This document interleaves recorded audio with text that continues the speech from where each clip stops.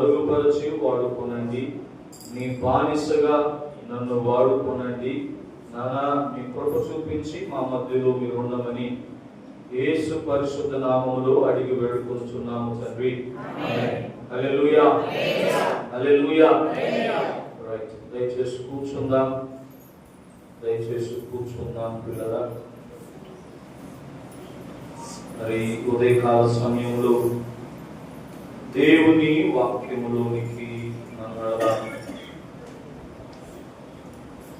మరి ఉదయకాల సమయంలో నేను దేవుని సన్నిధిలో ప్రార్థన చేస్తూ వచ్చాను. మరి 5:30 గంటలకు లేచి ప్రభువా నాతో మాట్లాడునానా అని నేను దేవుడిని అడిగినప్పుడు దేవుడు నాతో చెప్పినటువంటి మాటను ఈ ఉదయకాల సమయంలో మీతో పంచుకోవాలని ఆశపడుతున్నాను. పిల్లరా,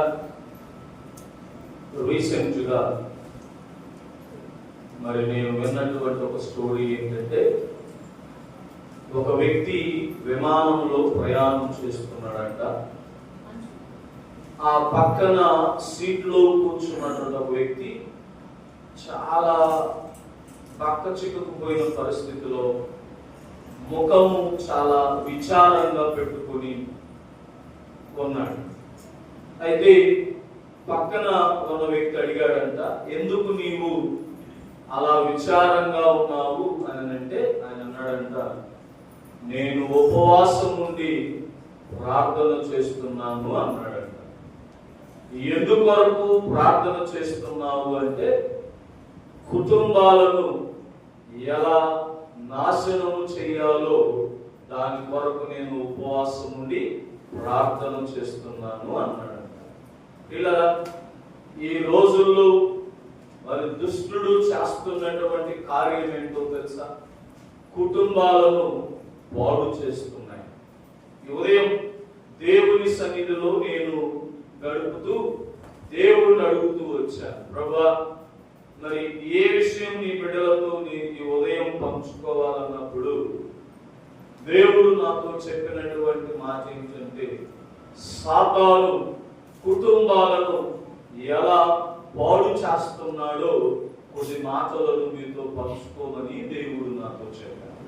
పిల్లల, బైబిల్లో చాలా సందర్భాలను నేను ఈరోజు ఆల్మోస్ట్ 8:30 వరకు, అంటే ఆల్మోస్ట్ 3 గంటల పాటు నేను బైబిల్ని ధ్యానిస్తూ వచ్చాను. నిజంగా ధ్యానిస్తూ వచ్చినప్పుడు ఎంత ప్లాన్ ప్రకారం ఉన్నాడా సాతానుడు అని నాకు అనిపించింది. సో ప్రియులారా, ఈ ఉదయం మనం నేర్చుకోబోతున్నటువంటి అంశం ఏంటంటే, హౌ సాతాన్ టార్గెట్ ఫ్యామిలీస్. దుష్టుడు ఎలాగూ కుటుంబాలను పాడు చేస్తున్నాడు అనే విషయాన్ని ఈ ఉదయం మీ మధ్యలోనికి తీసుకురావాలని ఆశపడుతున్నాను. ఎందుకంటే రాత్రి మరి ఉపవాస ప్రార్థనలో దేవుడు నాతో మాట్లాడింది ఏంటో తెలుసా? మీలో ఇద్దరు ఈ భూమి మీద ఏకీభవించి నన్ను వేడుకుంటే అది పరలోకము నుంచి నా తండ్రి యొద్ద నుంచి మీరు పొందుకుంటారు. అంటే ఇద్దరు అంటే ఎవరు అంటే భార్య భర్త. దేవుడు ఏమంటున్నాడంటే, మీరు ఇద్దరుగా ఏకీభవించి ఈ భూలోకములో దేవుని అడుగుతారో నా తండ్రి దాన్ని మీకు అనుగ్రహిస్తాడని దేవుడు చెబుతుంటే, సాతానుడు ఏం చేస్తున్నాడో తెలుసా? మనము ఏకీభవించి దేవుడిని ఎక్కడ అడుగుతామో, ఎక్కడ దానిని పొందుకుంటామో అని మనం ఏం చేస్తున్నాడు తెలుసా? వాడు డిస్టర్బ్ చేస్తున్నాడు, కుటుంబాలను నాశనం చేస్తున్నాయి, కుటుంబాలలో సమాధానం లేని పరిస్థితి. అయితే ఈ ఉదయం ప్రియులారా, కొన్ని సందర్భాలను మీ ముందుకు తీసుకురావాలని ఆశపడుతున్నాను. సార్, ఎందుకు కుటుంబాలనే టార్గెట్ చేస్తున్నాడంటే, యేసు ప్రభు మొట్టమొదటిగా ఆయన నిర్మించినటువంటిదే కుటుంబం. అంతేనంటారా కాదంటారా? అవునా కాదా?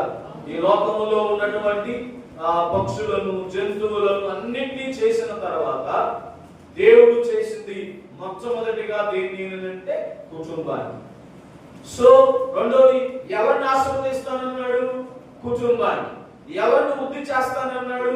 కుటుంబాన్ని. సో ఇప్పుడు సాతాను యొక్క టార్గెట్ ఏంటి అంటే ఈ కుటుంబాలను చెప్పట్లా మీరు జాగ్రత్త ప్రియ సంగమా, కుటుంబాలను పాడు చేస్తున్నాడు దుష్టుడు. ఉదయం దేవుడు నాకు చూపించినటువంటి కొన్ని సందర్భాలను నిజంగా పాస్టర్ గారు దుష్టుడు ఎంతగా కుటుంబాలను నాశనం చేస్తున్నాడా అంటే ఎస్ అని చెప్తాను నేను. ఎందుకంటే ఇది నా సొంత మాటలతో చెప్పిన మాట కాదు పిల్లరా, బైబిల్ ధ్యానించని ఉదయకాల సమయంలో.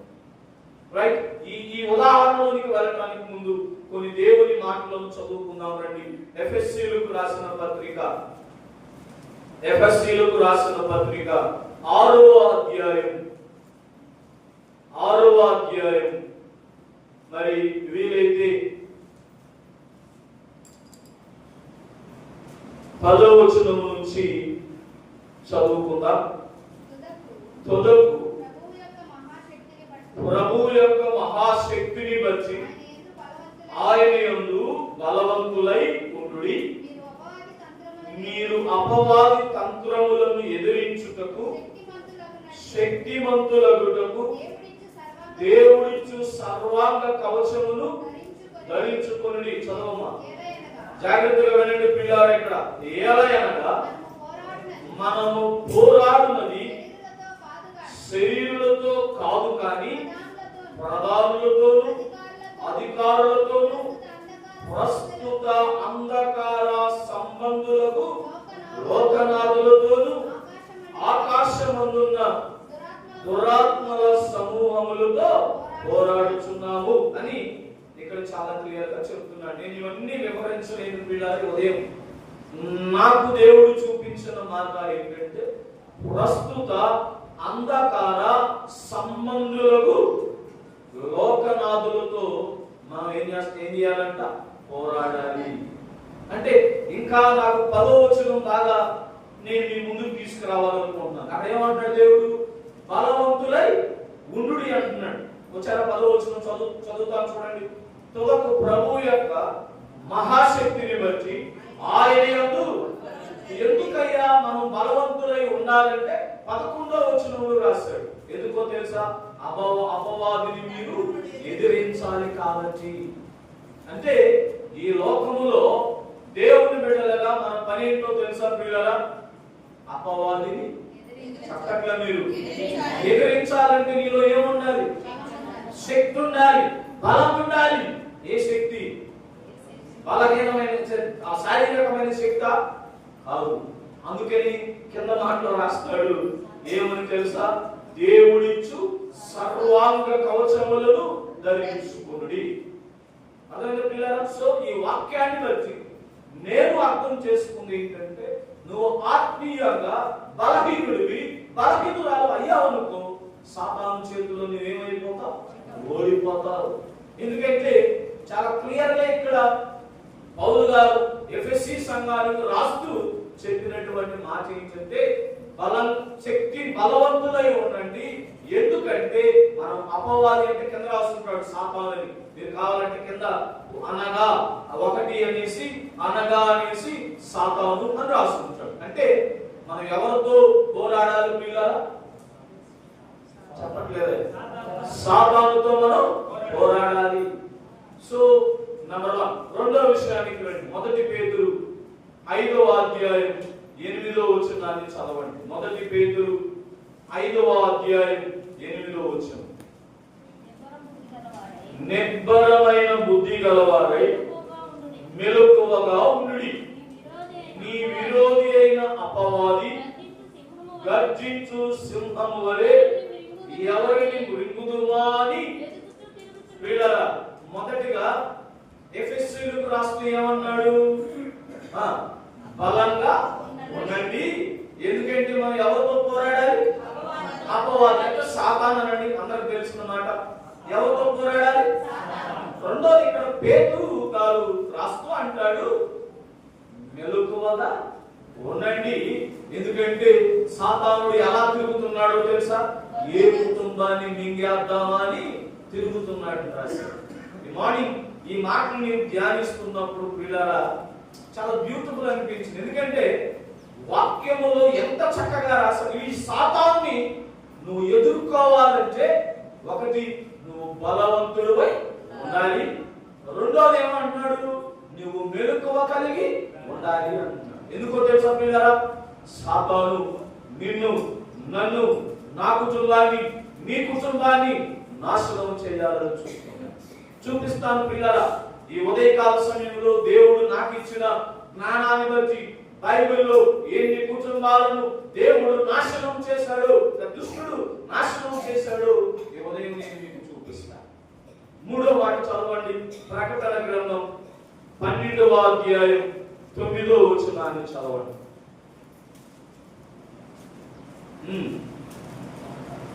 కాగా సర్వలోకమును మోసపుచ్చుచు అపవాదియనియు సాతానునియు పేరు గల ఆది సర్పమైన, ఇక్కడ చూడండి పిల్లరా, ఎవడంట?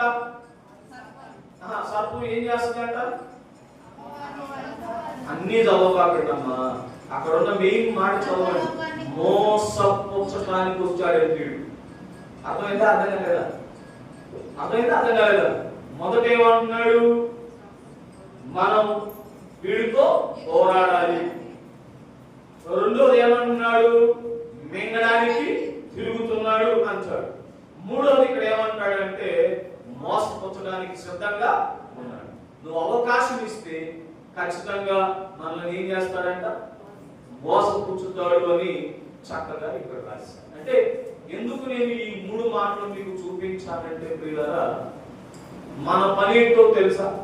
నిద్ర లేచామా, ఓకే, వండుకున్నామా, ఉద్యోగాలకు వెళ్ళామా, సమయం దొరికినప్పుడు ప్రార్థన చేసుకుని బైబిల్ చదువుకున్నాం. అంటే మనకి ఒక పని ఉన్నాయా, చాలా పనులు ఉన్నాయా? మాట్లాడండి దయచేసి.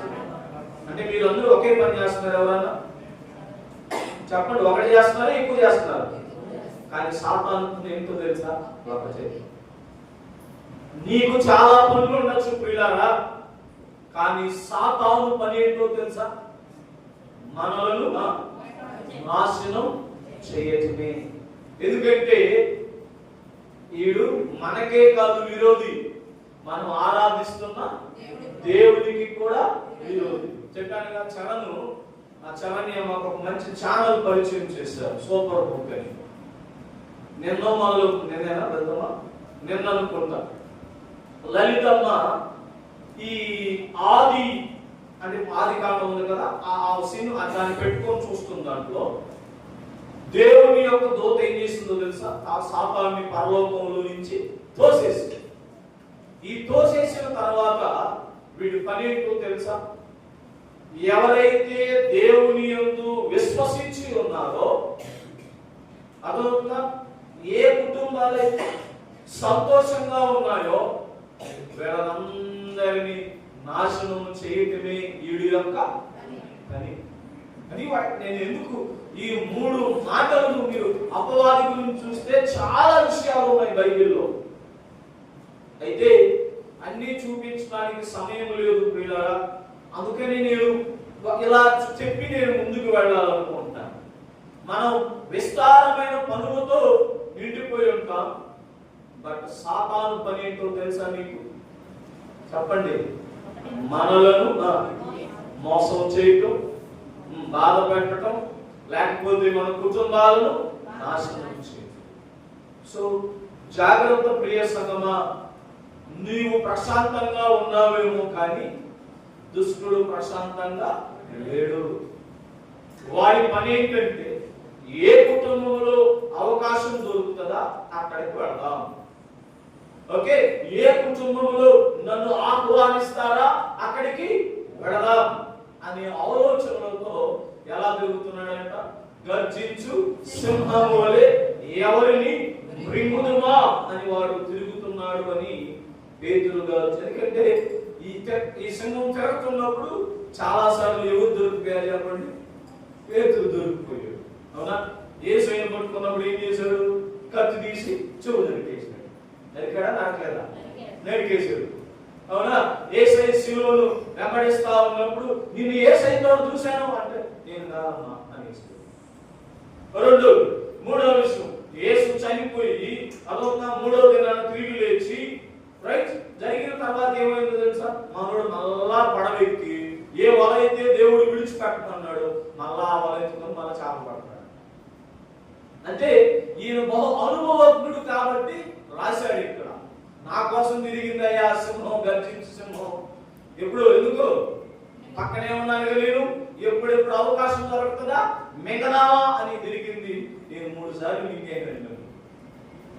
అదైనా ఇంకా ఇంకోటి కూడా సందర్భం, వేసయ్యా నేను కూడా నేల మీద నడుస్తాను ఆయన అన్నాడు. సరే నా బిడ్డ అడిగాడు ఎందుకు కాదనాలని, నడుగుతున్నాడు.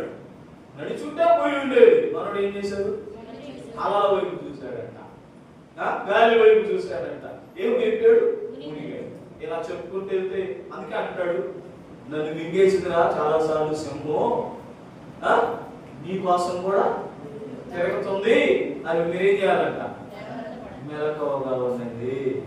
ఎందుకంటే నువ్వు నిద్రపోతావు, సాతాను నిద్రపోతాడు. సింహానికి పొగుడు పూట ఏ మాంసం దొరకలేదు అనుకోండి, దానికి నిద్ర పడతా?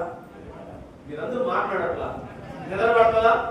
ఇప్పుడు నిద్ర పట్టాలంటే ఏం చేయాలి? దీనికి ఆహారం కావాలి. ఆహారం కావాలంటే ఏం చేయాలి? తిరగతా ఉండాలి. యాడ్ చెంక పిల్ల దొరుకుతుందా, యాడ్ కుందేలు పిల్ల దొరుకుతుందా, ఏం దొరుకుతుందని తిరగతా ఉంటాడు. అలా తిరుగుతున్నాడు పిల్లల. నీకు తెలియదు, ఒక్కొక్కసారి నీ ఇంట్లో బొమ్మ దాకా చెల్లి ఉన్నాడు. ఒక్కొక్కసారి నీ వాటర్ రూమ్ లో గ్యాస్ పొయ్యి మీద పాలు పెట్టుంటావే, వాటర్ రూమ్ కాల్చేద్దామని చెప్పి నీకు మత్తు వరకు ఇచ్చిన సందర్భాలు కూడా చాలా ఉంటాయి. మనలను నాశనం చేయటమే వీడి యొక్క ఉద్దేశం. నువ్వు నిద్రపోతున్నావు, నా దేవుడు ఉన్నాడు, నా కొరకు మరణించాడు, తిరిగి లేచాడు, మరలా నా కోసం ఆయన రాబోతున్నాడని నీవు నేను ప్రశాంతత కలిగిన జీవితాన్ని కలుగున్నాను. కానీ వాడు ప్రశాంతంగా లేడు, తిరుగుతున్నాడు. ఎవరిని పట్టుకుందామా, ఎవరిని నింపుదామా, ఎవరిని నరకానికి పంపిద్దామా, ఏ కుటుంబంలో సమాధానం లేకుండా చేద్దామా, ఏ కుటుంబంలో సంతోషం లేకుండా చేద్దామా అని తిరుగుతున్నాడు. సంగమా, నీ బలహీనతను బట్టి నిన్ను నింపుతాడు, నీలో ఉన్నటువంటి దుర్తిని బట్టి నిన్ను మింగుతాడు. అనేక సందర్భాలను బట్టి ఏముంది పిల్లరా, భర్తను డిస్టర్బ్ చేశాడు అనుకోండి, భార్యాభర్త మధ్య వస్తాయి, గొడవలు వస్తాయి, ప్రార్థన ఉండదు, వాక్యం ఉండదు, సంతోషం ఉండదు, చాలా గంతులు వేస్తుంటాడు అక్కడ. భార్యను డిస్టర్బ్ చేశాడు అనుకో, భర్తతో మాట్లాడడం, బిడ్డలతో మాట్లాడడం, వాడి ప్రణాళిక ఫలించినట్లే. అవకాశం ఇస్తున్నావా? అవకాశం ఇస్తున్నావా? జాగ్రత్త. బాగా చెప్తా, నువ్వు కొత్త ఫోన్ కొన్నావు అనుకో, వాడి ప్రణాళిక ఫలించినట్టే.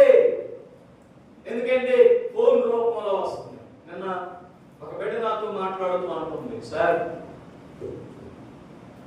నేను సబ్జెక్టు నేర్చుకుందామని యూట్యూబ్లోకి వెళితే అన్ని బూతు బొమ్మలేసాను. 10th స్టాండర్డ్ చదువుతున్నటువంటి అమ్మాయి నాతో మాట్లాడుతూ అన్నమాట, మేమేదో సబ్జెక్ట్ నేర్చుకుందామని అలా ఓపెన్ చేస్తే అన్ని బూతు బొమ్మలేసాం, చాలా దుష్టుడు నిన్ను ఏలుబడి చేయడానికి. సో ప్రియులారా, ఉదయం సాతాను యొక్క తంత్రాలను మీకు పరిచయం చేస్తాను. ఏ విధంగా మన కుటుంబాలను వాడు నాశనం చేస్తున్నాడు, ఏ విధంగా మన కుటుంబాలను డిస్టర్బ్ చేస్తున్నాడు, ఏ విధంగా మన కుటుంబాల్లో శాంతి లేక సమాధానం లేక నీవు, నీ భార్య, నీ భర్త, నీ బిడ్డలు కన్నీళ్లు పెట్టుకునేటట్టు చేస్తున్నాడు. ఈ ఉదయం నేను 7 సందర్భాలు రాశాను, కానీ సమయాన్ని బట్టి నేను కొన్ని విషయాలను మీతో పంచుకుంటాను. జాగ్రత్త ప్రియ సంగమా, ఈ ఉదయం ప్రత్యేకంగా దేవుడు నాతో మాట్లాడాడు. కుటుంబాలను దుష్టుడు నాశనం చేస్తున్నాడు నాయనా, నువ్వు సంఘానికి చెప్పు, సంఘం బాగుండాలి, నేను సంతోషంగా ఉంటాను, నువ్వు బిడ్డలకు సాతాను యొక్క తంత్రాలను వివరించమని నన్ను పంపించాడు ఇక్కడికి. అందుకే ఈ ఉదయకాల సమయంలో సాతాను ఎలా మన కుటుంబాలను నాశనం చేస్తున్నాడు కొన్ని సందర్భాలను మీకు చూపిస్తాను. రండి ప్రియులారా, దేవుని వాక్యములో నుంచి ఆదికాండం 3వ అధ్యాయం 3వ వచనాన్ని చదవమని కోరుతున్నాను. అయితే తోట మధ్యనున్న చెట్టు ఫలములను గూర్చి దేవుడు మీరు చావకుండునట్లు వాటిని తినకూడదనియు వాటిని ముట్టకూడదనియు చెప్పెనని సర్పముతో అనెను. అందుకు సర్పము మీరు చావనే చావరు, ఎలయనగా మీరు వాటిని తినుదినమున మీ కన్నులు తెరవబడిననియు మీరు మంచి చెడ్డలను ఎరిగిన వారై దేవతల వలె ఉందురనియు దేవునికి తెలియనని స్త్రీతో చెప్పగా ఆ స్త్రీ ఆ వృక్షం ఆహారమునకు మంచిది, కన్నులకు అందమైనది, వివేకమిచ్చు రమ్యమైనదై ఉండుట చూచినప్పుడు ఆమె దాని ఫలములలో కొన్ని తీసుకుని తిని తనతో పాటు తన భర్తకును ఇచ్చెను. నంబర్ 1, ఉదయం ఎలా నేను మీకు పరిచయం చేయాలనుకుంటున్నాను. దేవుడు ఆదామును చేశాడు. ఎలా చేశాడని మీకు తెలుసు. రెండోది, సాటి అయిన సహాయం కావాలని ఎవరిని చేశాడు? పిల్లల చెప్పండి, అవ్వగారిని చేశాడు. అయితే దేవుడు వీరికి చెప్పిన మాట ఏంటంటే, నాన్న ఇదిగో మీరు ఏం కష్టపడాల్సిన అవసరంలా, మీరు నాతో సంబంధాన్ని కలిగి ఉండండి. మీకు ఆకలేసినప్పుడు ఈ తోటలో ఉన్న ఏ ఫలం చెట్టు అయినా మీరు తినచ్చు, కానీ ఇదిగో వాళ్ళతో సహవాసం చేయబాక అని చెప్పి వెళ్ళాడు. ఓకేనా? ఈ లోపల మీరు చూశాను కదా, నేను లలితం చూస్తుంటే అలా పండుకొని చూశాను. ఓకే, మీకు సమయం ఉంటే కూర్చొని లాస్ట్లో చూపిస్తాను దాన్ని. వీలేదంటే నాకు ఒక మంచి టెక్నీషియన్ గా ఉంటే ఈ సిస్టమ్ ఆ ప్రాజెక్ట్ ఎక్కడ పెట్టేస్తా చూపించి మొత్తం. వీలైతే ఆ టెక్నీషియన్ లలితం నేను చేస్తాను నెక్స్ట్ వీక్. సో ఎట్లా ఉంది తెలుసా, పాము ఎట్లా వచ్చింది తెలుసా, ఆ సినిమాలో చెట్టు పై నుంచి వేలాడుతుంది. ఏమని చెప్పింది? ఆ అడగడం కూడా ఎలా అడిగింది చూడండి. ఇది నిజమా? ఇలా చెప్పాడా నీకు యేసయ్యా? అదేంలే, నువ్వు తిను, నువ్వు తింటే ఏమవుతావు, దేవదూతల్లాగా నీవు అవుతావని చెప్పు. ఏం చేసిందమ్మా మన తల్లి? ఆమె తినడమే కాకుండా ఆదాము గారికి కూడా ఇచ్చింది. ఇక్కడ సాతాను యొక్క తంత్రం చెప్తాను వినండి.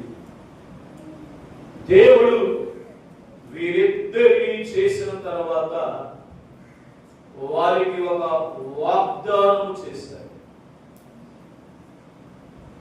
సో ఏమని చేశాడో తెలుసా పిల్లరా? మీరు అభివృద్ధి నొందుడి అని మరి చక్కగా దేవుడు వారితో మాట్లాడాడు. అయితే ఇది దేవుని యొక్క ప్రణాళిక. ఈ ప్రణాళిక నెరవేరకుండా దుష్టుడు ఏం చేశాడు చెప్పండి? చెడగొట్టు.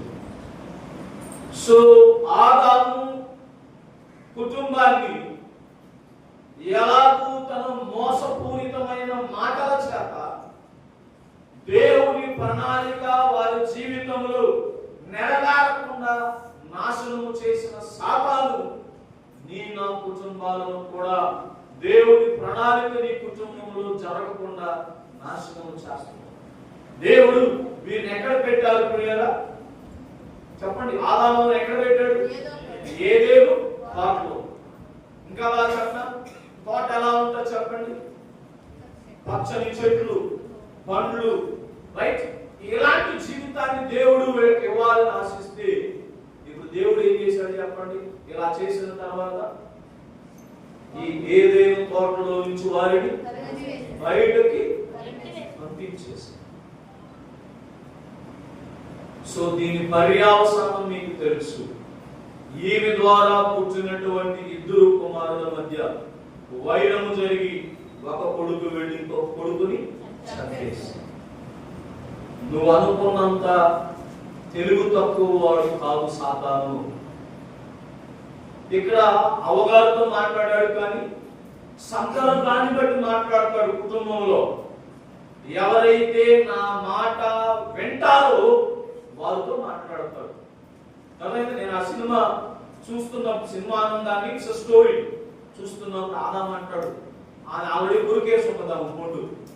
అప్పుడు అంటాడు, దేవుడు తినద్దు అన్నాడుగా అంటాడు. కాబట్టి నేను అనుకున్నా, ఒకవేళ ఆదాము దగ్గరికి వెళ్ళి ఇదిగో నువ్వు ఈ చెట్టు కొన్న పండు తినచ్చు అని అనుంటే బహుశా దీన్ని యాక్సెప్ట్. ఎందుకంటే బలమైన వాడు వీడు, దేవుని యొక్క ఉద్దేశం ప్రకారం సృష్టించబడిన వ్యక్తి, జనములకు తండ్రి. రెండోది, ఈ పక్క తెగుతో చేసిన స్త్రీ కాబట్టి ఈమె బలహీనంగా ఉంటుంది కాబట్టి సో దేవుడు సాతాను ఆమెతో మాట్లాడాడు. సో నువ్వు ఆత్మీయంగా దిగజారినప్పుడు నీ ద్వారానే సైతాను నీ కుటుంబాన్ని నాశనం చేస్తాడు. జాగ్రత్త. నిద్రపోతున్నావు నీవు, కుటుంబాన్ని దుష్టుడు నాశనం చేస్తాడని భయం లేకుండా రెస్ట్ మోడ్ లో ఉండిపోతున్నావు. నాకేం కాదులే. జాగ్రత్త సంగమా. దేవుని చేతులతో సృష్టించినటువంటి ఆదామునే మోసం చేసిన వాడు సాతాను. నిన్ను నన్ను మోసం చేయటం అతనికి అతి కష్టమైన పనేమి కాదు. జాగ్రత్త, జాగ్రత్త. ఈ ఉదయకాల సమయంలో దేవుడు నీతో మాట్లాడుతున్నాడు. అవలాగా నీవు కూడా ఆత్మీయంగా బలహీనంగా దిగజారిపోయిన స్థితిలో నీవు ఉంటే నీ ద్వారా నీ కుటుంబాన్ని నాశనం చేస్తావు. జాగ్రత్త. ప్రియులారా, నేను అనుకుంటున్నాను, దేవుడు ఆ ఏదోను తోటలో కన్నీరు కార్చుంటాడేమో అనిపించింది నాకు. ఎందుకంటే ఆయన ఉద్దేశాలు నెరవేర్చడం కోసం, ఆయన ప్రణాళికను నెరవేర్చడం కోసం ఆయన స్వరూపంలో ఆయన పోలికగా మానవుడిని చేసుకుంటే మొట్టమొదటి మానవుడిని మోసం చేసిన సాతాను ప్రియులారైంది. నిన్ను నన్ను మోసం చేయటం వీడికి అంత కష్టమైన పని కాదు. జాగ్రత్త. ఈ ఉదయం వీడు పనే ఇటు అటు తిరుగుతూ ఎవరిని మృంగుదుమా, ఏ కుటుంబాన్ని నాశనం చేద్దామా అని ఎదురు చూస్తున్నాడు వీడు. దేవుడి తర్వాత బలమైన వాడు ఎవరో తెలుసా? అపవాది. ఇలాంటి దుష్టుడు మనకు విరోధి, అది మీకు తెలియట్లా. నా ఆలోచన ఏంటో తెలుసా? మొదటి వ్యక్తినే మోసం చేశాడు అంటే మీకు విషయం తెలుసా? వీళ్ళంట ఆదాము అవలంట ఏదో తోటలో ఎప్పుడు దేవుడితో మాట్లాడేవాళ్ళంట. దేవుడితో మాట్లాడే వీళ్ళే మోసపోయారంటే, ఎప్పుడో రోజుకు 10 నిమిషాలు, రోజుకు ఒక అర్ధ గంట ప్రార్థన చేసే మనల్ని మోసం చేయటం సాతానికి అతి కష్టమైన పనేమి. ఉదయం జాగ్రత్త సంగమా. దుష్టుడు గర్జించు సింహము వలె ఎవరిని మృంగుదుమా. ఈ పాటికి నేను ఎన్నిసార్లు మిమ్మల్ని ఒకసారి నువ్వు క్యాలిక్యులేట్ చేసుకో. దేవుడికి నువ్వు మృంగబడటం ఇష్టం లేదు. దేవుడు నువ్వు సాతాను చేతిలో ఓడిపోవటానికి నేను సృష్టించలేదు. నువ్వు ఓడిపోకూడదని ఆయన వాక్యము చేత నిన్ను బలవంతురాలుగా చేయాలని ప్రతి బుధవారం, ప్రతి శనివారం, ప్రతి ఆదివారం నీకు ఆత్మీయ ఆహారాన్ని ఆయన భుజింపచేస్తున్నాడు. అయినా నీవు ఓడిపోతున్నావు, అయినా నీవు సాతాను మింగేస్తున్నాడు నిన్ను. ఉదయం నీ పరిస్థితి ఎలా ఉందో ఒకసారి ఆలోచించు. నేను ఎందుకు ఈ విషయానికి ఎక్కువ స్టిక్కాలైపోయాను తెలుసా? ఎందుకు ఇక్కడ ఆగిపోయారో తెలుసా? అక్కడ మీరు చూస్తే పిల్లారా, దేవుడైన యెహోవా నేల మంచుతో నరును నిర్మించి వారి నాసికారంధ్రములలో జీవవాయువును వీడగా నరుడు జీవాత్మ ఆయను. అదొక ఈతల కొరకే దేవుడైన యెహోవా తూర్పున ఏదెనులో ఒక తోట వేసి తాను నిర్మించిన నరుని దానిలో ఉంచాడు. అంటే దేవుడే ఆదామును చేశాడు. ఈ ఆదాము కొరకు ఒక తోటను వేసి ఆ తోటలో ఎవరు ఉంచాడంట? ఆదాము ఉంచితే, వినండి, దేవుడు చేసిన నరుణ్ణే మోసం చేసి దేవుడు వేసిన తోటలో నుంచి బయటకి పంపించేసి, నీ నా పట్ల వాడి దగ్గర ప్రతి దానికి ఒక ప్రణాళిక రాసి పెట్టుకోవడం ఉంటాడు. ఎలియాజరు కాడికి ఎట్టి వెళ్ళాలా, మేఘనాథాన కాడికి ఎట్టి వెళ్ళాలా, ప్రశాంతాన కాడికి ఎట్టి వెళ్ళాలా, రావణాన కాడికి, ఇట్లా ప్రతి ఒక్కదానికి ఒక ప్రణాళిక ఉంటుంది. ఆ ప్రణాళికని ఏం చేస్తారో తెలుసా? ఎప్పుడు ఎగ్జిక్యూట్ చేయాలో ఆ టైంలో చేస్తారు.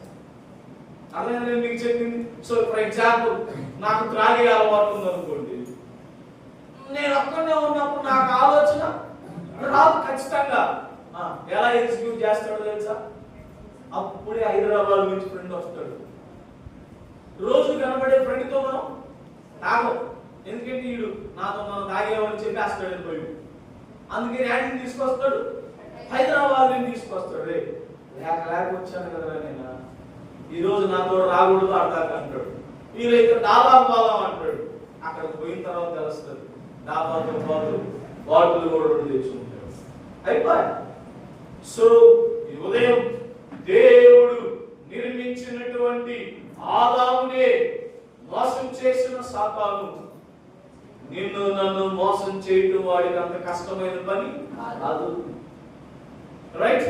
దేవుడు ఆయనంతటా ఆయనే వేసిన తోటలో నుంచి ఆదామును పంపించిన దేవుడు నిన్ను నన్ను మందిరంలో నుంచి పంపడం వాడికి పెద్ద కష్టమైన పని కాదు. సో మొదటి కుటుంబం ప్రియుల రండి, రెండో కుటుంబాన్ని కూడా మీకు చూపించాలని ఆశపడుతున్నాను. రండి, అపోస్తలుల కార్యములు 5వ అధ్యాయం 3వ వచనాన్ని చదవమని కోరుతున్నాను. చదవండి. అప్పుడు పేతురు, అననీయ, నీ భూమి వేళలో కొంత దాచుకుని పరిశుద్ధాత్మను మోసపుచ్చుటకు సాతాను ఎందుకు నీ హృదయమును ప్రేరేపించను. రెండో కుటుంబాన్ని తీసుకొస్తున్నా. ఈ కుటుంబం పేరు అననీయ, సప్పీరా. చాలా మంచోళ్ళు. బేసికల్ వీళ్ళలో ఎంత మంచోళ్ళు అంటే, పేతురు గారు వాక్యము చెప్పినప్పుడు విని ఒక నిర్ణయం తీసుకున్నారు. వీళ్ళు నిజం మంచి నిర్ణయం తీసుకున్నారు. ఏమని? ఇంటికి వెళ్ళాలి, మాకున్న ఆస్తి అంతా అమ్మాలి, అమ్మిన డబ్బు ఎవరికి ఇవ్వాలి? అపోస్తలుల పాదముల యొద్ద పెట్టాలి. ఇది వీళ్ళ ఆలోచన. ఇంటికి వెళ్ళాడు, ఆస్తిని అమ్మాడు. అప్పటికి కూడా మనసు మారలా. ఎప్పుడైతే ఆస్తి అమ్మిన తర్వాత డబ్బులు చేతిలోకి వచ్చిందో మనసు మారి. అర్థమైంది నేను మీకు చెప్పింది? ఏం చేశారండి వీళ్ళు? ఫర్ ఎగ్జాంపుల్, ఒక 10 లక్షలు వచ్చింది అనుకున్నాం. ఆ టైంలో 10 లక్షలు కాదులే, మీకు అర్థం కావడం కొరకు చెప్తున్నా. 10 లక్షలు చూడగానే అన్నది పాప సఫీరాకు తెలుసా ఈ విషయం? తెలియదు పాపకి. ఓకే, సో అననీయాకు వచ్చినటువంటి ఆలోచన ఏంటంటే, అక్కడ ఆయనకు వచ్చిన ఆలోచనను రాయలా. అక్కడ ఏం చేశాడంట?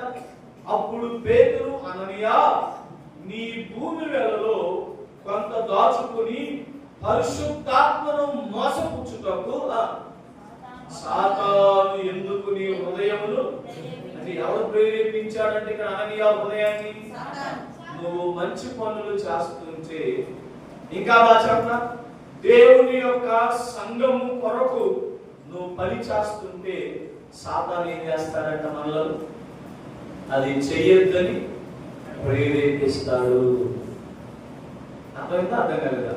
అక్కడేమో పండితులమని ప్రేరేపించాడు, ఎక్కడేమో చెప్పట్లేదు మీరు డబ్బులు ఇవ్వద్దని ప్రేరేపించాడు. అని నేనే చెప్పాలి, మీరు ఏమట్లా కథలు పడుతున్నట్టున్నా.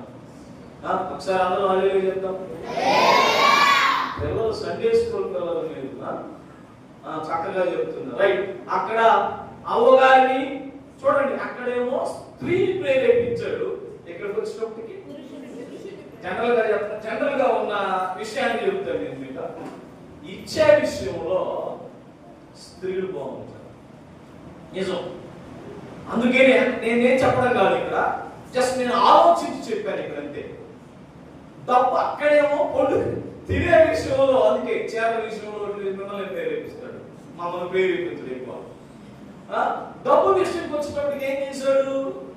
ఎందుకంటే ఎక్కువ మనీ గురించి ఆలోచించేది ఎవరు కుటుంబంలో? పురుషుడే. అంటే నేను అనుకోను అన్నయ్య దగ్గరికి వెళ్ళి నువ్వు మొత్తం ఆస్తి ఇచ్చేస్తున్నావు, నీ కోసం ఎంత, నీ బిడ్డలు చదువులు ఎంత, మర్చిపోయిన వాడికి నువ్వు 10,000 రూపాయలు అప్పు ఇవ్వాలా, అప్పు ఎంత? అరే నీకు ఇల్లు కొనలేదు, గుడిసే కదా ఉంది, ఎన్ని కట్టుకోకుండా పేదలకు చాలా వస్తుందిరా డబ్బులు ఇప్పటికి. ఎందుకంటే మీరు ముందు అధ్యాయం చదవండి, ఒక్కరు కాదు అందరూ ఆ ఉదయం రావాలంటాను నేను. నిజం పిల్లారా, అపోస్తలుల పాపం లేదా పెట్టేసాక తెలుసా వీళ్ళు, మా బ్రతుకు దేవుడు చూసుకుంటాడని ఆలోచన పెడతారు. పేదరు గారికి ఇప్పటికి 100 మంది ఇచ్చినారు, నువ్వు ఇచ్చేది ఒక లెక్క పేదరు గారు చెప్పి అననీయ.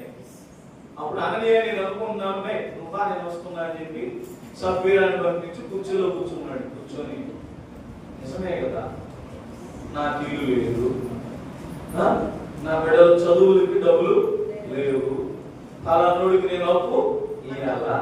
అందుకే ఏం చేశాడు? భార్యకి చెప్పకుండా కొంత డబ్బులు ఎత్తుకొని, కొంత డబ్బులు నేను అనుకుంటున్నప్పుడు ఈ కూట్లు ఉంటాయి కదా, కూట్లు డ్రమ్ములు ఓట్లు గీట్లు పోస్తుంటారు కదా, దాంట్లో పెట్టేసినట్టున్నాడు. ఎందుకంటే బియ్యం దాంట్లో పెట్టుంటే భార్య చూసేస్తుంది, ఒడ్డు దాంట్లో పెడితే భార్య చూడదు. ఎందుకంటే ఒడ్డు తెప్పించుకొచ్చినప్పుడు బట్టలే కదా. నేను జస్ట్ మీకు అర్థం కావడం పక్క చెప్తున్నా అంతే, అర్థమైందా? సో అననీయాన్ని పట్టుకుంది అక్కడ వాళ్ళు. అక్కడ ఆయన ఇక్కడ అపోస్తలులు రాస్తూ చెప్తున్నటువంటి మాట ఏం చేశాడంట? సాతాను అతన్ని చెప్పట్ల మీరు ప్రేరేపించిందని రాసి తెలుసా. దీని ద్వారా వచ్చిన పర్యావసానం ఏంటో తెలుసా? వాళ్ళు అక్కడ ఆత్మీయంగా చచ్చిపోయారు, ఇప్పుడు వీళ్ళు శారీరకంగా చచ్చిపోయారు. అక్కడ కింద అక్కడ 5వ వచనం చదువుతున్నారు. అననీయ ఈ మాటలు వినుచుని పడి ప్రాణము విడువగా వినిన వారందరికీ మిగుల భయము కలిగెను. సో అక్కడికే పడిపోయి చచ్చిపోయారు. ఇలా చూడండి, సాతానుడు ఒక్కొక్కరి దగ్గరికి వెళ్ళి ఒక్కొక్క తంత్రాన్ని ఉపయోగిస్తున్నాడు. సో జాగ్రత్త, నువ్వు అనుకున్నంత అంటే భార్యకి ఎగనిస్తుగా గొడవ వేసినంత ఈజీ కాదు సాతాన్ని ఓడించడం. అనకూడదు భార్య భర్తకి ఎదురుగా లేకపోతే భర్త మీద తిరగబడి మాట్లాడినంత ఈజీ కాదు సాతాన్ని ఓడించడం. ఎవడి బలహీనతలు సాతానుకు తెలుసు. హవ దగ్గరికి వెళ్ళాడు, అవునా తినద్దన్నాడా, నువ్వు తిను దేవదూతలాగా అవుతావు అన్నాడు. ఆయన నాకు తెలియక అర్థం కాదు, అవగారు ఆలోచించంత మనిషిని నేను ఎక్కడ దేవదూతను అవుతాడని టక్కని పెరుక్కుని తినేసిందంట. రెండోదంట, ఈ పండు కూడా ఎలా ఉందంట? రమ్యముగా ఉందంట, తింటే భలే ఉంటుందని ఆలోచన కలిగిందంట దాన్ని చూడగానే. అర్థమైన పిల్లల, రెండోది అననీయాను కూడా ఇక్కడ మోసము చేసి. మూడో విషయానికి మిమ్మల్ని తీసుకువెళుతున్నాను. రండి, యోబు రాసినటువంటి మొదటి అధ్యాయం 6వ వచనాన్ని చదవండి. యోబు దేవదూతలు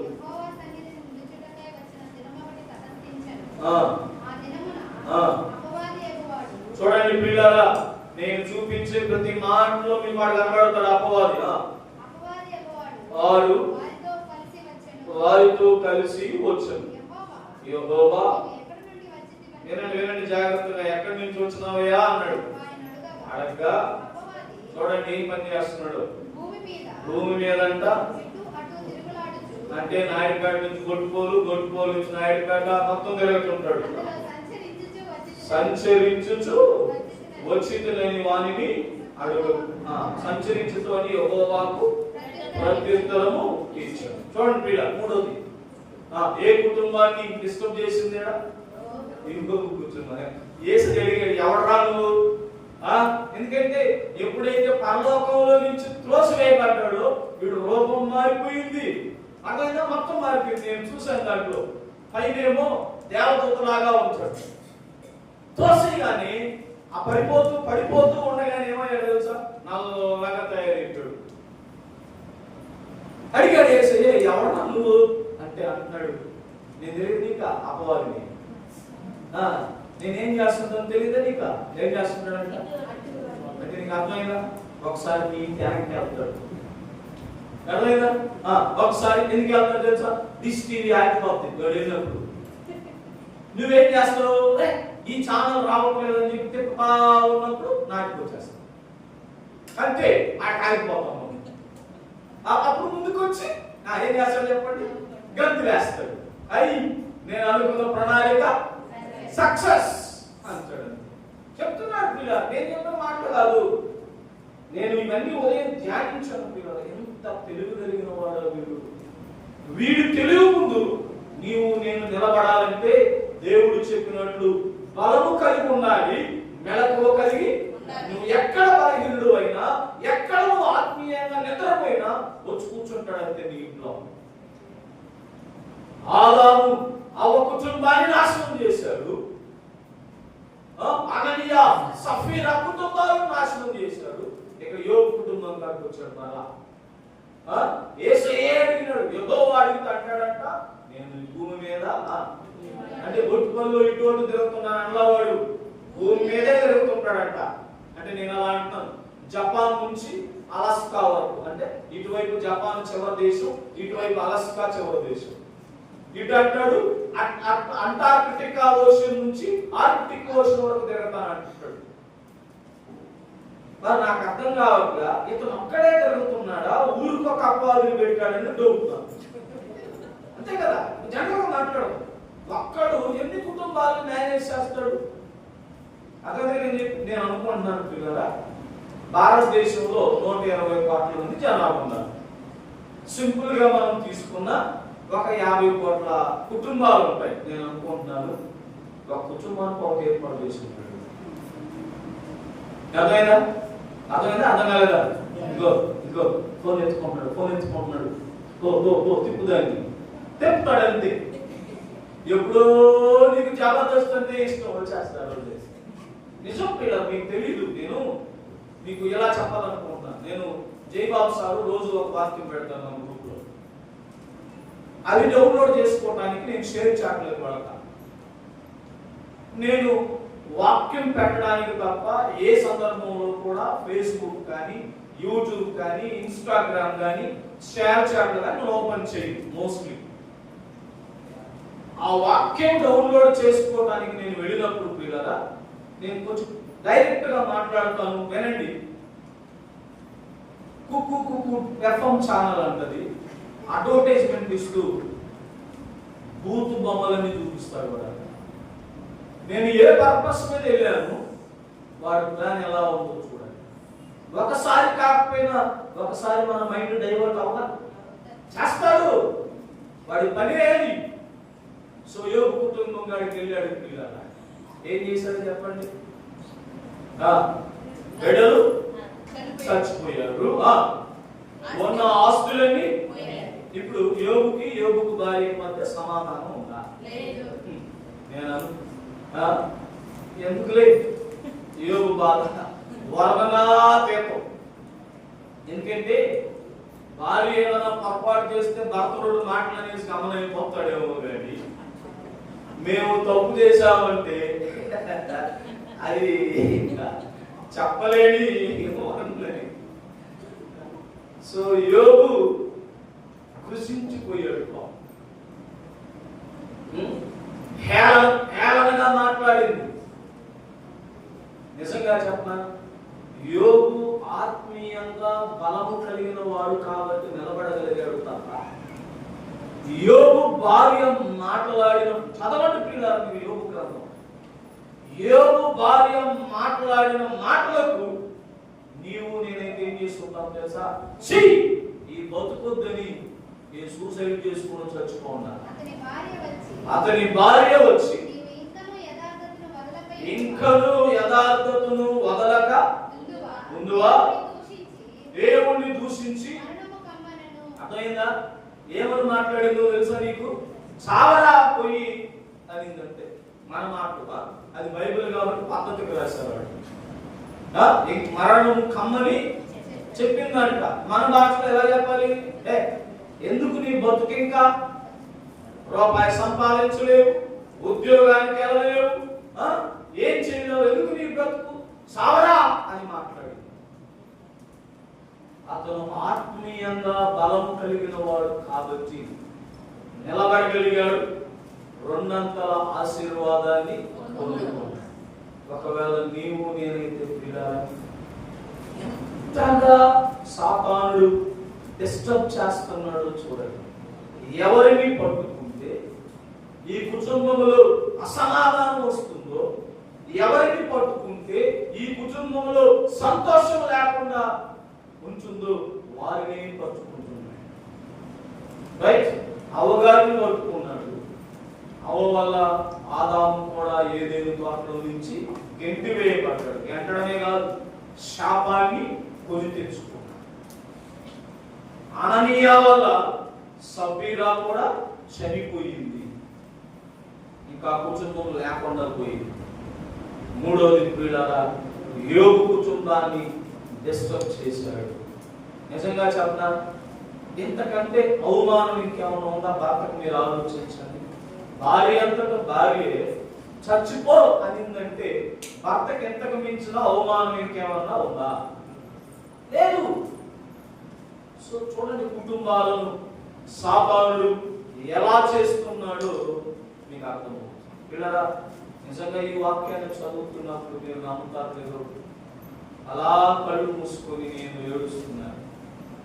ఏంటి ప్రభువా, ఎంతలాగా మమ్మల్ని నాశనం చేయడానికి దుష్టుడు పన్నాగాలు పంపుతున్నాడా అని కూర్చొని నేను ఏడ్చి నాకు కొంచెం బాధ ఎక్కువైపోయి బయట వెళ్ళాను. కారిడార్లోకి వచ్చిన తర్వాత నా పాప నిద్ర లేచి వచ్చింది. ఇక నేను వెళ్ళి మోకాళ్ళు వేయడానికి నాకు అవకాశం లేకుండా పోయింది. దుష్టుడు నువ్వు అనుకున్నంత తెలివి తక్కువైన వాడు కాదు. నిన్న ఈ రోజు ఉదయం లలితమ్మ నాతో మాట్లాడుతూ చెప్పిన మాట ఏంటో తెలుసా? 3.5 సంవత్సరం కలిగిన అమ్మాయిని 4 మైనర్ బాలుళ్ళు కలిసి రేప్ చేసి చంపేశారు. 3 సంవత్సరాలు వయసు కలిగినటువంటి అమ్మాయిని ఒక బంధువు రానాయన నీకు చాక్లెట్లు తీసిస్తానని ఆ స్కూల్ వెనకాలని రాశారు. ఆ స్కూల్ వెనకాలని తీసుకువెళ్ళి రేప్ చేసి బిడ్డను చంపేసి ఊడ్చిపెట్టేస్తారు. ఇవన్నీ మనుషుల ఆలోచనలు అనుకుంటున్నారా మీరు? కాదు. మనకు అలాంటి ఆలోచనలు లేవు. దేవుడు మనల్ని అలా పుట్టించలేదు పిల్లరా. దుష్టుడు మనల్ని ప్రేరేపిస్తున్నాడు. ఆ కుటుంబం సంతోషంగా ఉండటం దుష్టునికి ఇష్టము లేదు కాబట్టి ఇలాంటి వాటిని ఎందుకు కుటుంబానికి ఇష్టమవుతారు? 2, రేప్ చేసిన వాడు చేయబడినటువంటి బిడ్డ. ఎంతగా ఈరోజు సొసైటీలో బిడ్డలను ఇంట్లో నుంచి బయటకు పంపాలన్న టెన్షన్. దుష్టుడు విరివిగా పనిచేస్తున్నాడు. మనమే నిద్రపోతున్నాం. దుష్టుని తంత్రాలను అర్థం చేసుకోక, వారి ప్రణాళికను అర్థం చేసుకోక నిద్రపట్టట్లేదు, దుండేసుకొని నిద్రపోతున్నాం. మనం ఎప్పుడు ప్రార్థన చేస్తాం? జాగ్రత్త, నీ భార్యను డిస్టర్బ్ చేస్తాడు. జాగ్రత్త, నీ భర్తను డిస్టర్బ్ చేస్తాడు. జాగ్రత్త, నీ బిడ్డల ద్వారా కుటుంబం నాశనం అయిపోతుంది. అనుభవించాను ప్రియులారా. 6 నెలలు సంవత్సరం రోజులు ఏడ్చాం నా కుటుంబంలో వచ్చిన డిస్టర్బెన్సెస్ బట్టి. అందుకే నేను ఎవరిని చూసినా అదే చెప్తాను, నేను సఫర్ అయినది మీరెవరు సఫర్ అవ్వకూడదు. సాతాను ఆత్మీయంగా అదే నేను లలితమ్మ మాట్లాడుతూ చెప్తుంది. అప్పుడే నవంబర్ మంత్లోకి వచ్చాం, త్వరగా గడిచిపోయింది. కానీ మన ఈ సంవత్సరంలో మన కుటుంబంలో 2 విషాదాలు జరిగాయి. ఒకటి మా నాన్నమ్మ చనిపోయింది, రెండవది నేను తమ్ముడు చనిపోయాడు. దుష్టుడు ఎరలేస్తుంటాడు మనల్ని పట్టుకోవటానికి. దుష్టుడు వలలేస్తుంటాడు మనల్ని పట్టుకోవటానికి. దుష్టుడు ఉచ్చులేస్తాడు నిన్ను నన్ను పట్టుకోవటానికి. నువ్వు దొరికావంటే అర్థం ఏంటో తెలుసా? నువ్వు బలంగా లేవు. దొరికావంటే అర్థం ఏంటో తెలుసా? నీవు మెలకువగా లేవు. ఉదయం ఆదాము అవ్వ కుటుంబాన్ని డిస్టర్బ్ చేసింది. అననీయ సఫీరా కుటుంబాలను డిస్టర్బ్ చేసింది. మూడవది పిల్లరా, యోబు కుటుంబాన్ని కూడా డిస్టర్బ్ చేసింది. ఒక్క కుటుంబాన్ని మీకు చూపించి నేను ముగిస్తాను ప్రియులారా. రండి ఆదికాండం 8వ అధ్యాయం 27వ వచనాన్ని చదవండి. ఆదికాండం నిర్గమాకాండం, క్షమించండి, నిర్గమాకాండం 8వ అధ్యాయం 27వ వచనం చదవండి. మేము అరణ్యములోనికి 3 దినములు ప్రయాసమంత దూరం పోయి మా దేవుడైన యెహోవా మాకు సెలవిచ్చినట్టు ఆయనకు బలి అర్పించుదుమని. అందుకు ఫరో, నీవు అరణ్యములో నీ దేవుడైన యెహోవాకు బలి అర్పించుటకు పోనిచ్చెదను కానీ. మళ్ళా చదవమా. అందుకు ఫరో, నీవు అరణ్యములో నీ దేవుడైన యెహోవాకు బలి అర్పించుటకు పోనిచ్చెదను కానీ దూరము పోవద్దు, మరియు నా కొరకు వేడుకొనెను అని. అంటే ఇక్కడ మీకు ఫరో సాతాను లాంటి. వీళ్ళు ఎక్కడికి వెళ్తానంటున్నారు పిల్లలు? చెప్పండి. అక్కడ రాసిన మాట అందుకే చక్కగా చదవండి, లేదంటే వినండి. 3 రోజులు ప్రయాణం అంత దూరం నేను వెళ్ళి మా దేవునికి బలి అర్పించి తిరిగి వస్తామని చెప్తే ఫరో ఏమంటున్నాడు తెలుసా? నేను పంపిస్తా. కానీ ఏమంటున్నాడు చదవండి అక్కడ, పోనిచ్చలను గాని దూరము పోవద్దు. అంటే దాని అర్థం ఏంటో చెప్పనా? వినండి, జాగ్రత్తగా చెప్తాను. ఫర్ ఎగ్జాంపుల్, ఆ గుమ్మం దగ్గర బలి అర్పించాలనుకున్నారు మీరు, నేను ఫరోను అనుకున్నాం. ఓకే, ఇప్పుడు నేనేమన్నాను? గుమ్మం దగ్గరికి వెళ్ళొద్దు, అట్లనే నా దగ్గర కూడా ఉండద్దు. అంటే ఎక్కడ ఉన్నాను అంటున్నాడు? చెప్పండి. అంటే దాని అర్థం ఏంటో చెప్పనా? మీరు దేవునికి దాసులుగా ఉండటం ఇష్టం లేదు, నాకు దాసులుగా ఉండడం ఇష్టం. మీకు అర్థం కావడానికి చెప్పనా? ఆదివారం మందిరానికి వెళ్ళాం, సోమవారం నుంచి శనివారం దాకా నా బుక్కిట్లో ఉండు. అది అక్కడ చెప్తున్నా. అర్థమైందా? అర్థం కదా? ఆదివారం క్రైస్తవులుగా చెయ్యాలని చూస్తాడు మనల్ని, అది అక్కడ చెప్తున్నా. దేవుడి దగ్గరికి వెళ్ళద్దు, అట్లని నేను మిమ్మల్ని పంపకుండా ఉండను. కొద్ది దూరం వెళ్ళండి, బలర్పించండి, మళ్ళీ ఏం చేయాలి? మీరు నా దగ్గరికి అంటే దేవునికి దగ్గరికి వెళ్ళి ఇట్లా, అట్లని ఈయన దగ్గర కూడా చెప్పండి ఉండనివ్వట్లా. అంటే దుష్టుని యొక్క ఆలోచనలు ఎప్పుడు ఎలా ఉంటాయో తెలిసిపోయిందా? ఎక్కడ నీలో భక్తి లేదని అందరూ అనుకుంటారేమో అని ఆదివారం మాత్రం మందిరానికి పంపిస్తాడు మన ఒక రోజే. మిగతా రోజులంతా చెప్పట్లే. మీరు ఆదివారం ఒకరోజు దేవుని దగ్గరికి పంపించిందంటే మిగతా రోజులు ఏమన్నా సాతాను కాదు. ఎంతమంది ఇలాంటి క్రైస్తవులుగా ఉన్నాం చెప్పండి? ఆదివారమే కనిపిస్తున్నాడా దేవుడు నీకు? లేకపోతే నీ అవసరాలు వచ్చినప్పుడే దేవుడు కనబడుతున్నాడా? నీ అవసరాలు తీరిపోయిన తర్వాత దేవుడు కనబడట్లేదా? అవసరాలు తీర్చబడేలాగా ఒక లెవెల్గా ఉంటుంది మన భక్తి. అవసరాలు తీర్చిన తర్వాత భక్తి మారిపోతుంది. హై లెవెల్ మాట్లాడతాం మనం. హై లెవెల్ ఎందుకంటే సీనియర్లు కదా, సీనియర్లు మాట్లాడే మాటలు చాలా హై లెవెల్లో ఉంటాయి. అదొక నేను కూడా 18 సంవత్సరాలు సీనియర్నే, కానీ అనుదినం 7 నుంచి నేర్చుకుంటా. అనుదినం 7 నుంచి నేర్చుకుంటా. మీకు తెలుసు లేదు, ఈ J120 సభలో ప్రతిరోజు వాక్యం చెప్పాలి. వాక్యం చెప్పాలంటే ప్రతిరోజు ఏడు ఉత్సవాలు లేదు. అదైనా బైబిల్ బెడ్రూమ్లో పడేసిన 4 రోజు కూర్చుంటే ఏం తెలుస్తుంది? నాకు ఏం తెలియదు. ఆదివారం క్రైస్తవుడుగా ఉన్నావా, లేకపోతే సగం భక్తి అంటారు చూసారా? ఇంకా బాగా చెప్పిన మీకు అర్థమేమంటో చెప్పిన, నులివెచ్చని స్థితి. నువ్వు వెచ్చగా ఉండవు, చెప్పండి. యేసయ్య చెప్పాడు, సామె ఉంటే వెచ్చగానైనా ఉండు, లేదంటే చల్లగానైనా ఉండు. నువ్వు కొంచెం వెచ్చ కొంచెం చల్లగా ఉన్నావు, మందిరానికి సగం మందిని సర్వనాశనం చేస్తున్నావు, మిగతా సగం మందిని సొసైటీలో సర్వనాశనం చేస్తున్నావు అని దేవుడు చెప్తున్నాడు. మీకు తెలియదు ప్రియులారా, సాతానుడు చాలా కుయుక్తి కలిగిన వాడు. ఎంత కుయుక్తి కలిగిన వాడంటే, ఫరో చూడండి, ఫరోకి ఎంత తెలివి ఉందా అంటే లేదు.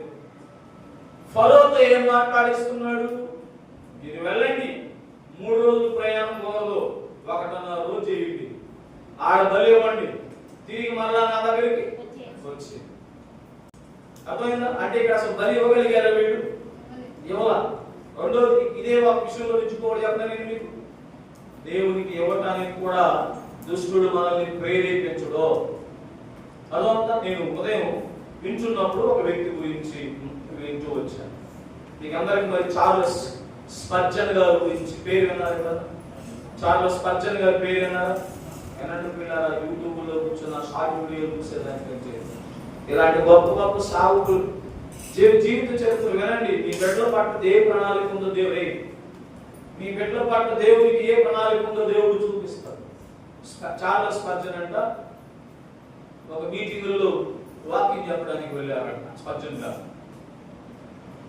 వాక్యం చెప్పిన తర్వాత, ప్రభువా నాకు 300 పౌండ్లు డబ్బులు కావాలి నాన్న, రైట్, వీలైతే నేను ఇక్కడ వాక్యం చెప్పడానికి వచ్చాను కదా, వారిని ప్రేరేపించి నాకు 300 పౌండ్లు డబ్బులు వచ్చేటట్లు చేయి, నాకు మందిరంలో కొంత వర్క్ ఉందని దేవుడిని అడిగాడు. అడగడంలో తప్పలేదా? మెసేజ్ అయిపోయిందంట. అక్కడ వాక్యం పరిచర్య చేయడానికి పిలిచిన వాళ్ళు 30 పౌండ్లు చేతిలో పెట్టారంట. ఎంత? నిరాశ వచ్చిందా? వచ్చింది.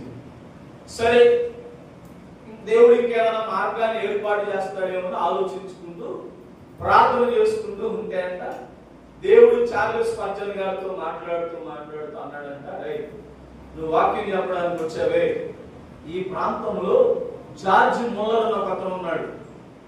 విన్నారా? ఈ పేరు విన్నారా? జార్జ్ ముల్లర్ అనేటువంటి వ్యక్తి ఉన్నాడు. అతను అనాథాశ్రమం నడుపుతుంటాడు. ఈ 30 పౌండ్లు ఎత్తుకుపోయి ఆయనకి ఇచ్చి అన్నాడు. అర్థమైంది? అర్థం కాదు. వచ్చిందే 30, ఇంకా మీకు 270 పౌండ్లు కావాలి. ఈ 30 పౌండ్లు కూడా ఎవరికి ఇవ్వమన్నాడు? సో ఇచ్చేసాడంట. మనసులో ఏమో బాధ, బట్ దేవుడు చెప్పాడని ఇచ్చేసాడు. పడవెక్కాడంట, ప్రయాణం అయిపోయాడంట. ఇంటికి వెళ్ళి తాళం తీయడానికి అలా చూస్తే కింద ఒక పార్సల్ ఉందంట.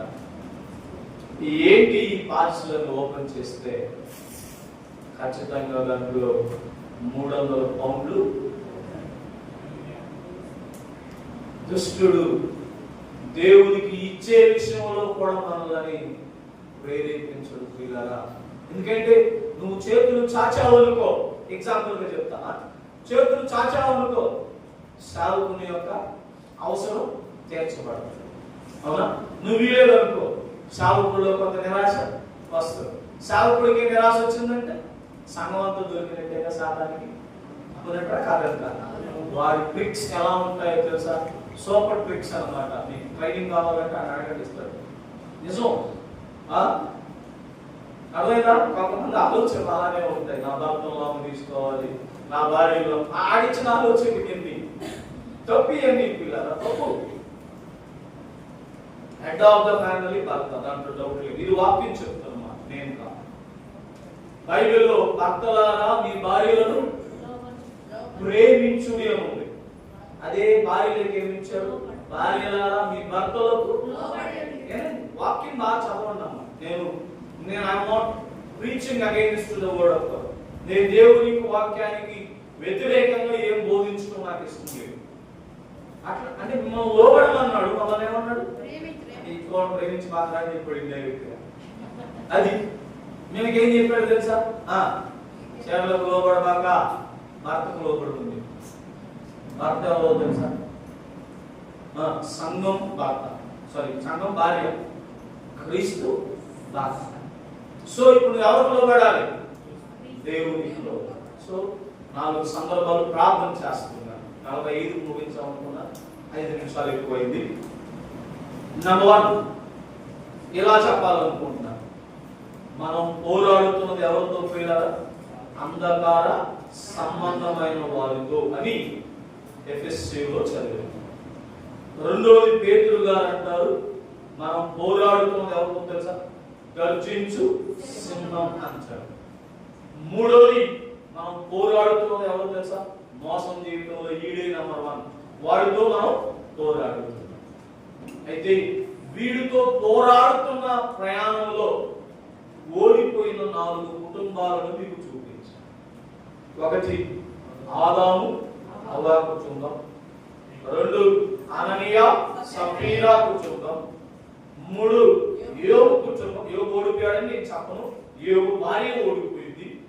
4వది ఇశ్రాయేలీయుల ప్రజలు. అంటే ఇక్కడ ప్రజలు ఓడిపోయారని అన్నారు, కానీ ఫరో వీళ్ళని వెళ్ళడానికి పర్మిషన్ ఇవ్వలేదు. ఓకేనా? సో ఇక్కడికి ముగిస్తున్నారు. మరి పాస్టర్ గారు, మరి సాతాను ఎన్ని విధాలుగా కుటుంబాలను నాశనం చేయడానికి, వినండి, ఇక్కడ కూర్చుని అందరికీ దేవుడు చెప్తున్న మాట. చాలా మంది నాతో మాట్లాడుతూ అంటారు, నా భర్త లోబడట్లేదు సార్, నా భార్య లోబడట్లేదు సార్, నా బిడ్డలు లోబడట్లేదు సార్, మా అమ్మా నాన్న లోబడట్లేదు సార్ అంటున్నారు కదా. ఏంటో చెప్పనా? నువ్వు బలహీనంగా ఉన్నావు. నీవు మెలకువ కలిగి ప్రార్థన చేయట్లేదు. అయితే సార్, మరి దుష్టుడు ఎంతగా మోసం చేస్తున్నాడు కదా ప్రజలు. మరి ఈ దుష్టుని యొక్క తంత్రాల నుంచి మేము రక్షించబడాలంటే, విడిపించబడాలంటే ఏం చేయాలి అంటే, 1 ప్రియులారా, బలము కలిగి. సార్ బలం ఎలా వస్తుంది అంటే, ఎలా చెప్పనా? అనుదినం ఈ వాక్యాన్ని నీవు భుజించాలి. ఎందుకంటే ఈ బైబిల్లో రాస్తాడు ఎవరిని ఏ విధంగా నీవు జయించాలో. చెప్పవాకండి నాకు దయచేసి, నాకు చదవడం రాదు సార్, కూర్చొని పెట్టుకో, నీ కొడుకునో నీ మనవన్నో నీ బిడ్డనో ఎవరినో కూర్చొని పెట్టుకొని చదివించుకో. నేను అదే చెప్తున్నా. లలితమ్మని అడగండి, తిమోతి అంకులు కానీ దేవదారు అంకులు ఏం చేసేవాడు తెలుసా? మమ్మల్ని కూర్చొని పెట్టుకుని వాక్యం చదివించుకున్నాడు. పిల్లలు కళ్ళు అక్కడ వాళ్ళకి ముసలాడు 70 సంవత్సరాలు నిండిన వాడు, నువ్వు సాకులు చెప్తావు, నాకు రాసా చదవడం, నీ ఇంట్లో బిడ్డలరా. సో నువ్వు బలంగా తయారవ్వాలంటే ఏం తినాలి చెప్పండి? అందుకే ఈర్మియా గారు అంటారు, నాకు వాక్యము దొరకగా దానిని భుజించి తిని అంటాడు. రెండోది ప్రియులారా, నీవు ఈ సాతాను తంత్రాల నుంచి తప్పించబడాలంటే మెలకువ కలిగి. మెలకువ కలిగి ఉండడం అంటే అర్థం ఏంటి? ఇక్కడ ప్రార్థన చేయి.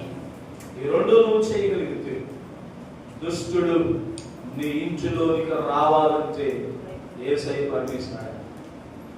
యోబు విషయంలో అడిగాడు, యేసయ్య పర్మిషన్ లేకుండా నీ ఇంట్లోకి వస్తున్నాడంటే దాని అర్థం ఏంటో చెప్పనా?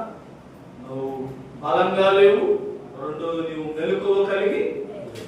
కళ్ళు మూసుకుందాం, ప్రార్థన చేసుకుందాం. కళ్ళు మూసుకుందాం, ప్రార్థన చేసుకుందాం.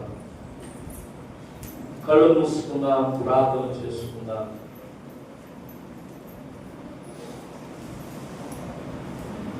దయచేసి ప్రార్థన చేయండి. గర్జించు సింహము వలె ఎవరిని మృంగుదుమా అని వాడు తిరుగుతున్నాడు. యోబు విషయంలో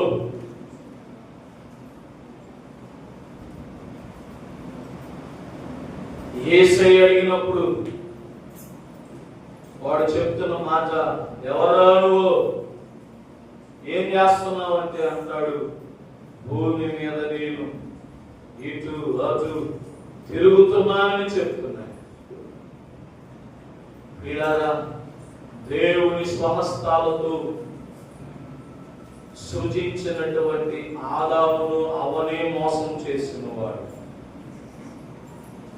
దేవుని కొరకు నా ఆస్తినంతా అమ్మి ఇవ్వాలి అని ఒక నిర్ణయం తీసుకుని వెళ్ళిన అననీయ సఫీరాలను మోసం చేసిన వాడు.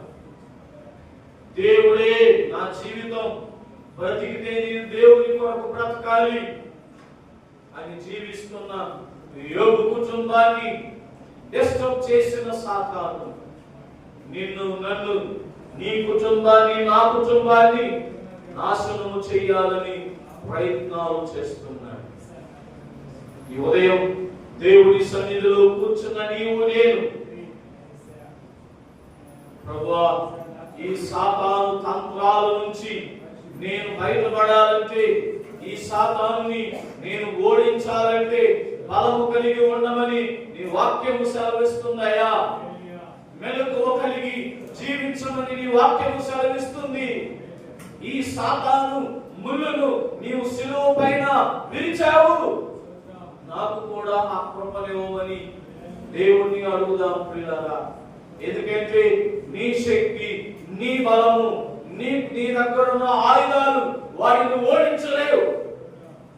ఒక్క దేవుని సహాయము నీవు తీసుకుంటే తప్ప. ఉదయం నోరు తెరచి మొరపెట్టి కన్నీళ్లు కారుస్తూ దేవుని అడుగు, ప్రభువా, నా బలహీనత వల్లే, నా మెలకువలేని తనం వల్లే నా భర్తలో మార్పు కలగలేదు, నా భార్యలో మార్పు కలగలేదు, నా బిడ్డల జీవితాలు నాశనం అయిపోతున్నాయి, నాకు సహాయము చేయమని ఈ ఉదయం నీవు దేవుడిని అడగగలిగితే దేవుడు నీకు బలాన్ని అనుగ్రహిస్తాడు. దేవుడు నీకు మెలకువ కలిగిన జీవితాన్ని ఇచ్చి జయము కలిగిన జీవితాన్ని దేవుడు నీకు ఇస్తాడు. పరిశుద్ధులైన మా తండ్రి, మీరేమో కుటుంబాలను కట్టాలని లోకంలోకి వచ్చారు. ఈ కుటుంబాలను సర్వనాశనము చేయాలని దుష్టుడు గర్జించు సింహం వలె ఇటు అటు భూమి మీద తిరుగుతున్నాడు. ఎవరిని మృంగుదుమా అని తండ్రి మాకు సహాయం చేయండి. ఏ దుష్టుని యొక్క తంత్రాల నుంచి మేము విడిపించగలిగే, విజయము పొందగలిగే కృపను మాకు దయచేయమని ప్రార్థన చేస్తున్నాను. నానా, నీ సన్నిధిలో కూర్చుని ఎవరైతే దుష్టుని చేతిలో ఓడిపోయిన వారు ఉన్నారు, దుష్టుని చేతిలో చిక్కుకొని పోయిన వారు ఉన్నారు, దుష్టుని యొక్క వలలో పడిపోయిన వారు ఉన్నారు, అందరినీ విడిపించమని కోరుతున్నాను. అయ్యా, మా అవసరాలు తీరేదాకా ఒక భక్తి, మా అవసరాలు తీరిన తర్వాత ఒక భక్తి. తండ్రి, మాకు సహాయము చేయండి. నీ దీవెనలతో మమ్మల్ని నింపమని, మా కుటుంబాలన్నింటినీ మీ రక్తము చేత కట్టమని యేసు పరిశుద్ధ నామములో అడిగి వేడుకొనుచున్నాము తండ్రి. ఆమేన్. హల్లెలూయా, హల్లెలూయా. దయచేసి అందరూ లేచి నిలబడుతున్నారు. నేను పాట పాడి దేవుణ్ణి స్తుతించాలి అని ఆశ కలిగిన వారు ఇంకెవరైనా ఉంటే మరి ముందుకు వచ్చి పాట పాడుతూ ఉండగా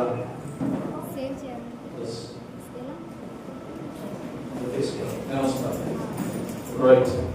సో మరి ముందుకు వచ్చి దేవుణ్ణి స్తుతించమని కోరుతున్నాను.